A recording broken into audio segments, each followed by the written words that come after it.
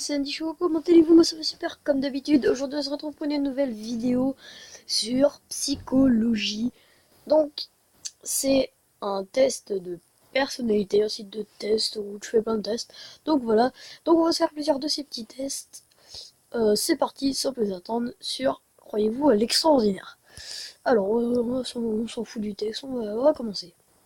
Alors, un oiseau coloré se pose sur le rebord de votre fenêtre alors que vous ruminez de sombres pensées. Vous pensez: il est magnifique et vous vous émerveillez.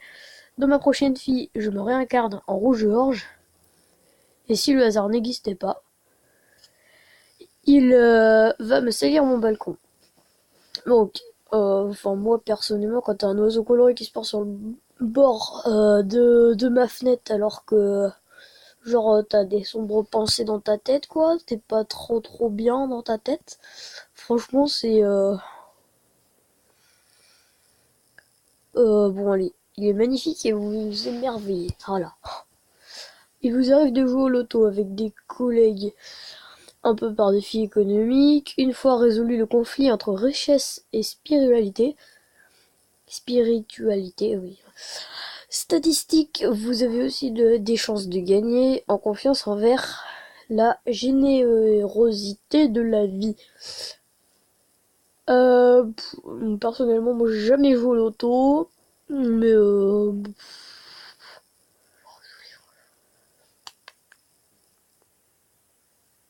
allez, statistiquement, on a des chances de gagner. Voilà. Que vous inspire la physique quantique? Ok, donc voilà, c'est mort. Un pont entre la spiritualité et la science.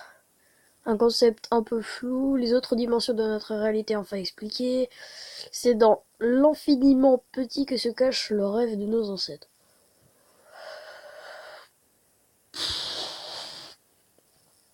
Allez, un pont entre la spiritualité et la science. Tu vas, vous allez voir à la fin du truc, je vais savoir le dire par cœur le truc. Lors d'un dîner, une connaissance vous confie qu'il cherche un employé pour un poste dont vous êtes en quête. Vous lui répondez: c'est le ciel qui vous envoie. Sceptique, vous soupçonnez votre hôte de lui en avoir parlé. Vous pensez: le vent tourne enfin. Vous vous sentez envahi d'énergie positive et prenez rendez-vous dès le lendemain. C'est quoi la question? Lol. Alors, j'ai déjà oublié la question. On est bien. Lors d'un dîner, une connaissance vous confie qu'il cherche un employé pour un poste. Donc vous êtes en quête. Ok.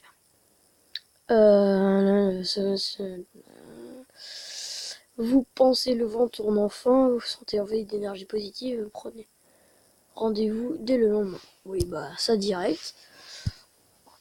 Alors, ça charge, ok. Alors, croyez-vous au pouvoir de la prière? Ok, non, non. Non, je vais vous dire tout de suite, je suis pas croyant du tout. Cela mériterait une étude scientifique. Les tribus primitives prient pour que la récolte soit bonne, vous aussi. Bien sûr, vous vous en remettez humblement au divin. Pas vraiment, la dernière fois c'était pour votre communion. Franchement, ça mériterait une étude scientifique. Un ami vous propose une balade dans la forêt de Brocéliande. Je sais plus lesquels c'est, tant pis.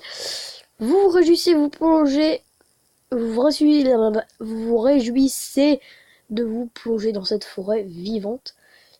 Vous êtes curieux de faire l'expérience de cette forêt de légende. Vous vous demandez la possibilité d'un temps de recueillement. Vous rétorquez qu'il y a trop de monde sans intérêt. Vous réjouissez.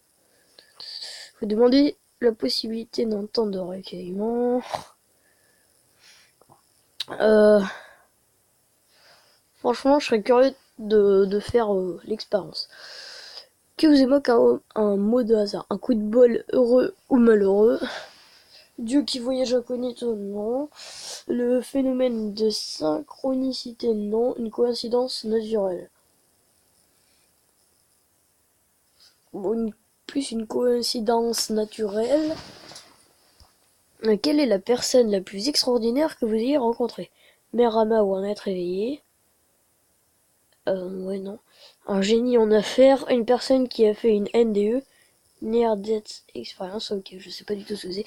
Un chaman péruvien. Non, non, non, j'ai pas fait ça. Euh... Extraordinaire.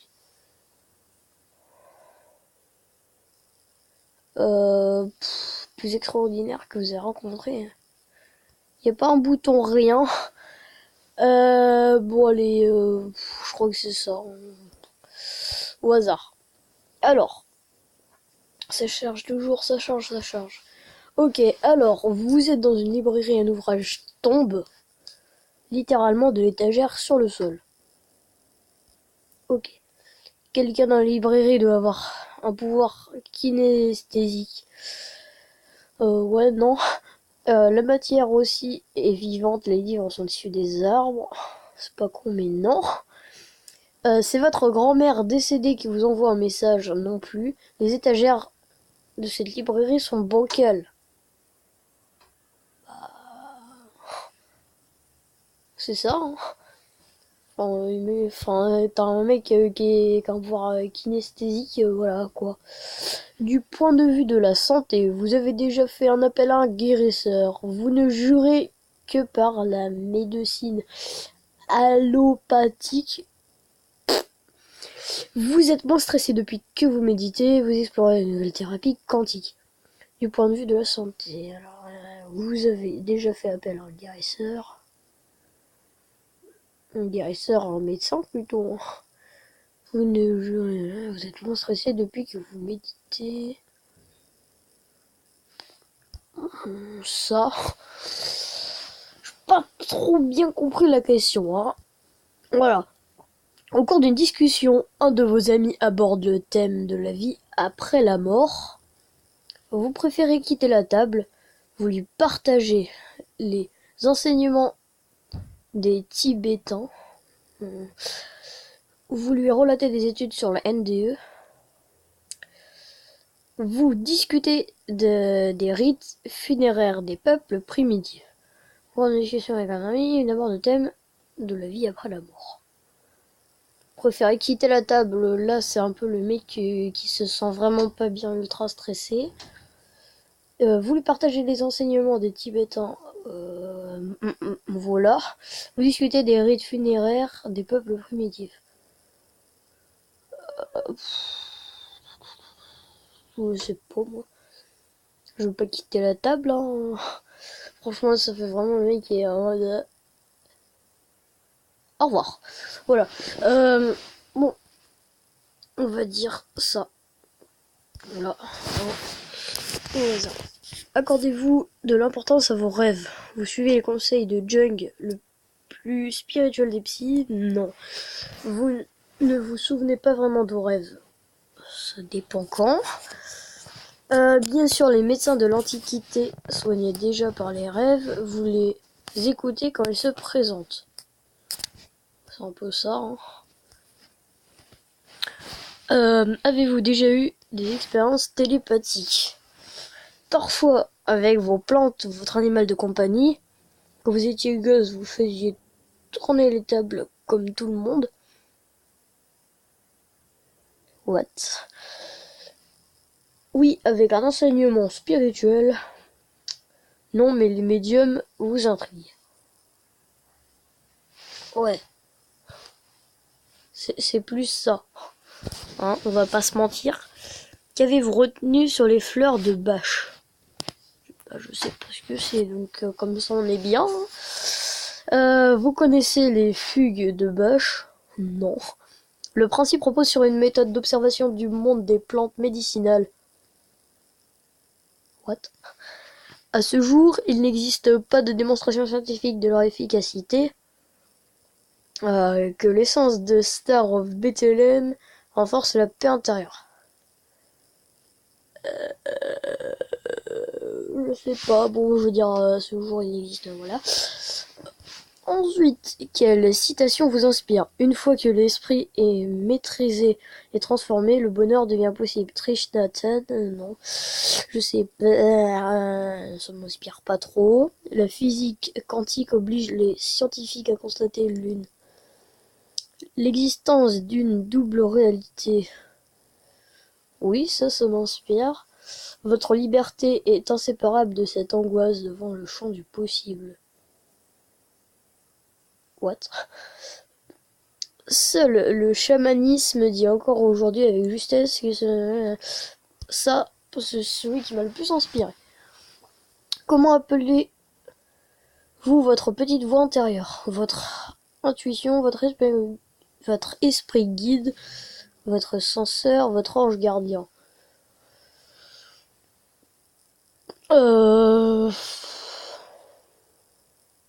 Franchement, c'est un peu mon esprit guide. Et si vous deviez faire un voyage, ce serait en Sibérie à la rencontre des guérisseurs, en France pour la route des vins, pour les alcooliques, en Californie sur les traces des maîtres de la psychologie positive, en Inde, terre du sacré. Bon, la Sibérie déjà c'est mort parce que là-bas il fait un froid, mais tu peux, voilà, tu le tiens pas quoi. Ensuite, moi j'ai plutôt en Californie. Sur la psychologie positive, faut toujours être positif. Qu'est-ce que la conscience? Une prise de conscience de sa bon voilà, tout le monde a compris la phrase. Hein. La voie vers l'éveil. La possibilité d'une conscience lucide indépendamment du cerveau et de l'organisme. L'accès par la transe à différents plans de conscience.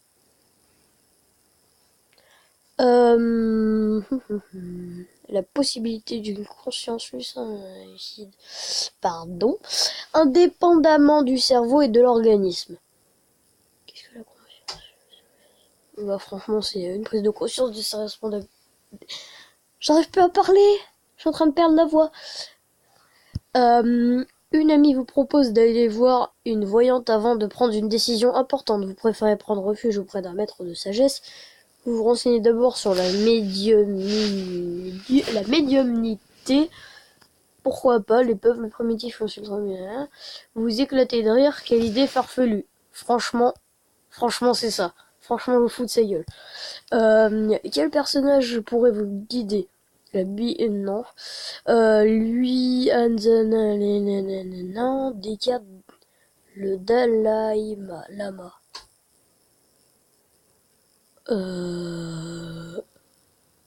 Au revoir. Non, je sais pas, on va faire plouf plouf, hein, plouf plouf, ce sera toi, allez hop, hop, voilà. Hein, on va pas s'emmerder. Croyez-vous l'extraordinaire au prisme de la science? C'est ça les résultats, c'est ça? Alors, l'extraordinaire, vous n'êtes pas compte, peut-être même le cherchez-vous? Oui. Le traquez-vous, mais avec un regard de scientifique? Oui, totalement. Sans doute posez-vous toujours 1000 questions, cherchez-vous des réponses? Oui. Votre désir de comprendre ne satisfait pas le seul point de vue, vous semblez avoir besoin de confronter vos interrogations face à des phénomènes inexplicables comme la synchronicité ou au scénario des études. Ok, bon, en gros, c'est ça. Voilà, hein. Donc voilà les amis, c'est déjà terminé pour cette vidéo. Donc je pense que je vais en faire une autre parce que ça dure assez longtemps. Donc on va en faire une prochaine, je vais chercher... non, même pas. Si, je vais chercher ce qu'on pourrait bien faire comme autre test. Donc j'espère que cette vidéo vous aura plu. N'hésitez pas à lâcher un pouce bleu, à vous abonner à la chaîne, à mettre un petit commentaire. Et je vous dis à bientôt. Salut!